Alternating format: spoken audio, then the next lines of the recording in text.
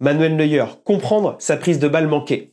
J'aurais adoré vous parler de tous les arrêts exceptionnels de Manuel Neuer lors de cette demi-finale retour. Malheureusement, ils ont été éclipsés par son erreur de main sur la frappe de Vinicius qui a été repris par Joselu par la suite et qui a précipité l'élimination du Bayern Munich. Ce qu'il faut comprendre sur cette action, c'est que Manuel Neuer ne fait pas le bon geste.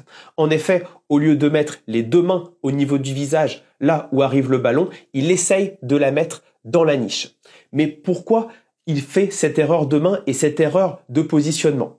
Tout simplement parce que au moment de la frappe de Vinicius, il est en train de reculer pour boucher son angle.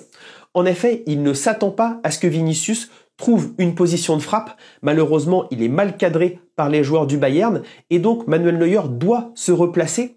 Et en fait, il est sur les appuis arrière et quand on est sur les appuis arrière, pour pas tomber à la renverse et être sur ses appuis, on met un petit peu les fesses vers l'arrière et on s'affaisse. Donc on est un petit peu plus bas et au moment du rebond, il est un petit peu plus bas et donc c'est pour ça que malheureusement, il se rend pas compte que il doit mettre les mains comme ça parce que il est moins haut que d'habitude.